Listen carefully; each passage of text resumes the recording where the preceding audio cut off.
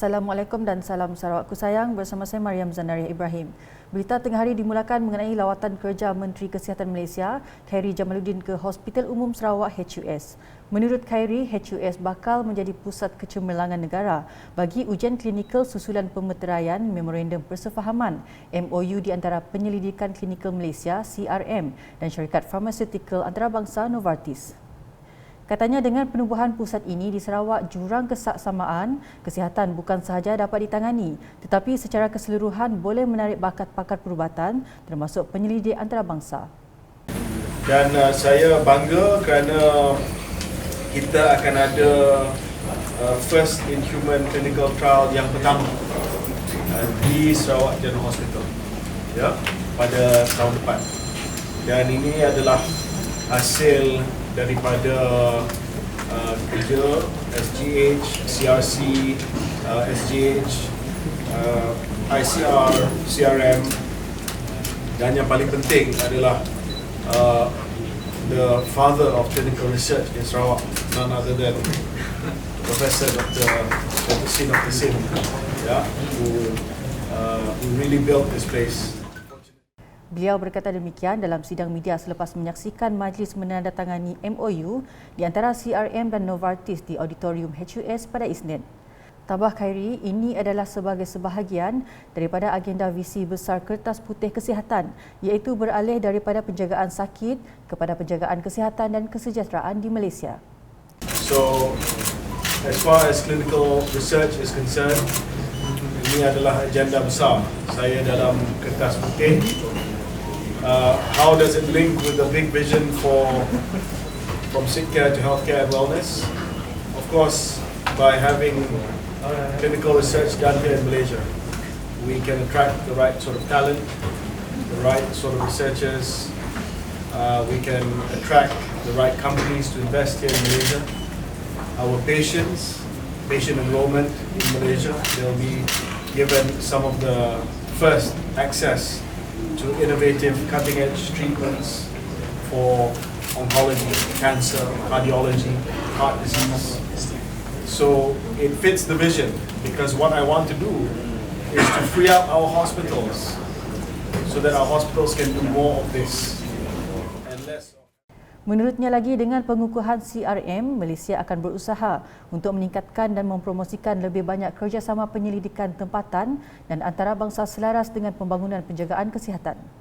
Jelasnya, ia akan mewujudkan platform yang dapat meningkatkan keupayaan tempatan, kualiti percubaan klinikal dan akses kepada rawatan. Terdahulu, semasa mengadakan lawatan ke Hospital Simunjan, Khairy berkata Kementerian Kesihatan Malaysia KKM berusaha memasukkan cadangan sebuah bangunan baharu di Hospital Simunjan dalam Rolling Plan 4 Rancangan Malaysia ke-12. Jelasnya, perkara tersebut diusul selepas beliau meninjau sendiri wad pediatrik hospital berkenaan yang tidak lagi sesuai digunakan berikutan keadaan tanah mendap di sekitarnya. Maka permintaan dia disebabkan penggunaan katil pediatrik adalah hampir pada paras 100%. Maka keperluan untuk adakan ward pediatrik yang baru adalah sangat mendesak di sini. Jadi kita akan cuba dan berusaha sedaya upaya supaya dapat dimasukkan untuk bukan tahun depan tapi tahun seterusnya. Rancangan Malaysia Rolling Plan keempat, ya, kita dah turun. Cuma kita nak kena buat kajian kepada tanah untuk memastikan bahawa tempat yang kita akan bina bangunan baru ini tidak menjadi masalah dari segi tanahnya yang akan memberi kesan kepada struktur ganti. Khairy menambah, beberapa tindakan serta-merta telah diluluskan bagi menaik taraf perkhidmatan di Hospital Simunjan dan juga beberapa klinik kesihatan di kawasan sekitar sebagai langkah sementara sambil menunggu pelaksanaan penyelesaian jangka masa panjang. Sementara menunggu blok baru di Hospital Simunjan, beliau telah meluluskan permohonan sebanyak 15 aset untuk keperluan segera. Turut diluluskan peruntukan untuk penyediaan kabin sementara bagi klinik kesihatan Semera serta kerja-kerja naik taraf bilik kecemasan, laluan tangga dan pemasangan jana kuasa tunggu sedia genset di klinik kesihatan Sadong Jaya. Dalam perkembangan lain, Khairy memberitahu kerajaan telah mengenal pasti beberapa klinik kesihatan di Sarawak untuk dinaik taraf di mana senarai tersebut akan dibentangkan dalam Mesyuarat Perjanjian Malaysia MA63 yang bakal dipengerusikan oleh Perdana Menteri dalam masa terdekat. Seterusnya di Belaga, Kerajaan Persekutuan akan terus memfokuskan usaha terhadap meningkatkan infrastruktur di kawasan pedalaman di negeri Sarawak. Timbalan Menteri Kewangan 1 Malaysia Dato' Indra Muhammad Shahar Abdullah berkata, terdapat keperluan mendesak untuk menaik taraf infrastruktur di kawasan pedalaman termasuk di kawasan Parlimen Hulu Rajang. Ujarnya ia penting bagi memastikan kesejahteraan keluarga Malaysia di kawasan pedalaman juga dapat ditambah baik dalam bajet 2023. Ini bukanlah kali pertama Menteri Kewangan untuk sesi urus. Yang Muhammad Menteri Kewangan telah bertemu dengan Premier Sarawak bagi membincangkan perkara-perkara yang melibatkan kerajaan negeri, dan Yang Muhammad Menteri Kewangan kedua pergi ke Miri. Namun saya turun hari ini adalah untuk melihat kerana Sarawak ini besar, sudah pasti tak cukup hanya seorang pemimpin daripada Kementerian Kewangan turun. Jadi sebabnya Kementerian Kewangan turun ketiga-tiga, Menteri Kewangan 1, Menteri Kewangan 2, untuk beri penekanan terhadap keperluan infrastruktur di pengalaman. Sudah pasti bila saya turun hari ini ke kawasan Belaga di bawah Parlimen Raja, saya melihat ada keperluan yang mendesak untuk kita melakukan penambahbaikan bagi memastikan kesejahteraan keluarga Malaysia di kawasan pengalaman juga dapat ditambah baik dalam bajet 2023. Beliau berkata demikian kepada media pada Majlis Pemimpin Bersama Rakyat sempena jelajah bajet 2023 negeri Sarawak di BRS Sungai Asap Belaga pada Isnin. Tambah beliau lagi, kerajaan yang stabil penting untuk memastikan pembangunan diteruskan di negeri Sarawak, khususnya di kawasan pedalaman. Inilah yang selalu Kementerian Kewangan sebut. Kami bukan sahaja menerima laporan-laporan daripada ahli-ahli parlimen, kami bukan sahaja mendengar isu-isu yang dibangkitkan di Dewan Rakyat, kami turun sendiri untuk melihat tentang apakah keadaan sebenar yang berlaku.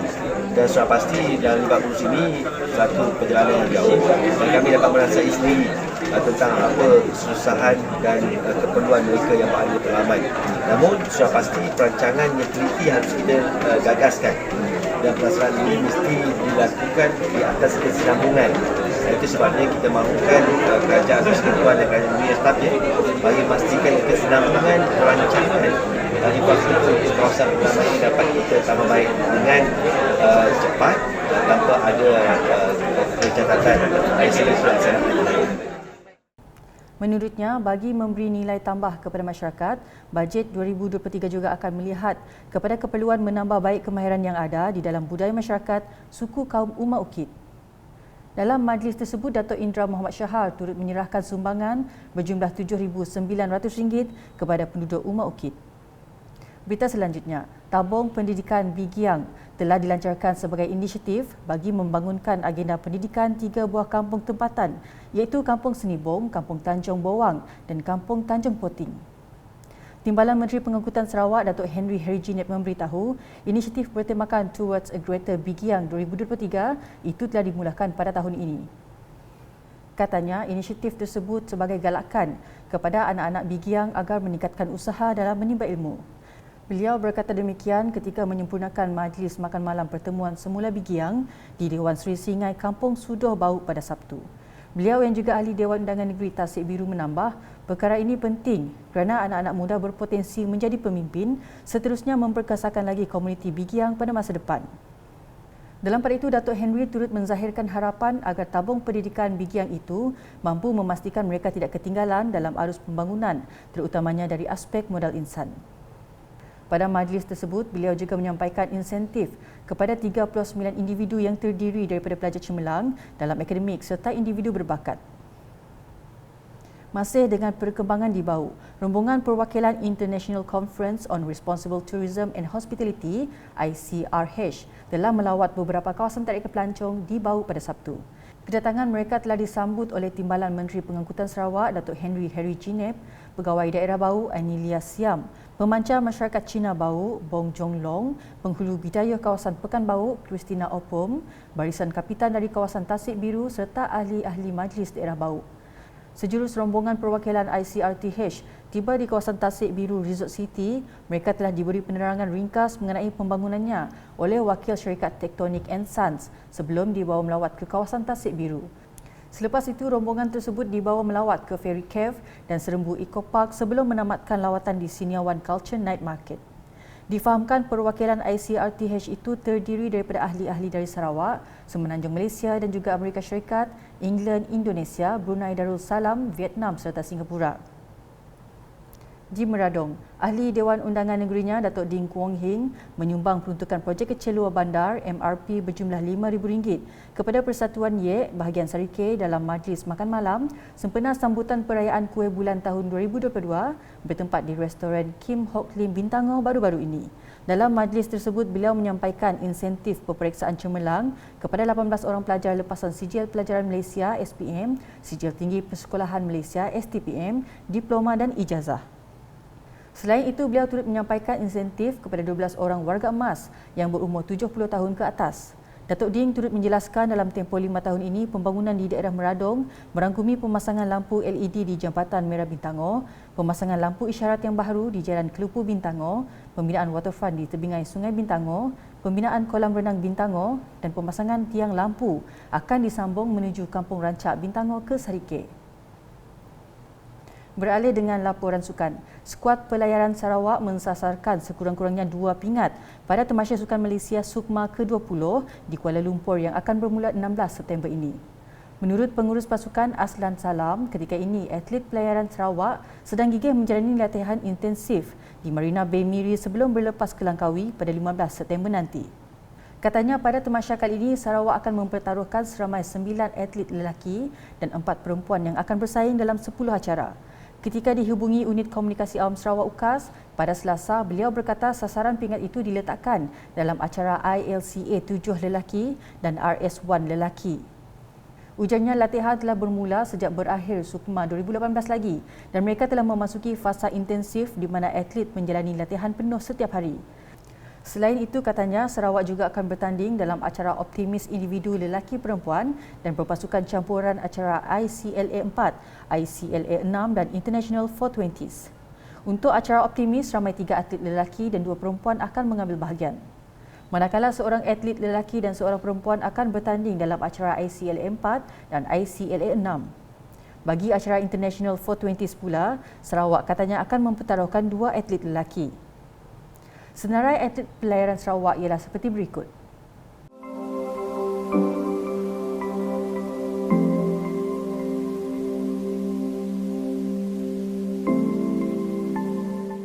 Sekian edisi Tengah Hari bersama saya, Mariam Zanaria. Berita lebih lanjut boleh didapati di semua platform media sosial UKAS, termasuk portal ukas.sarawak.gov.my dan UKAS channel YouTube. #menyebabfakta, salam UKAS.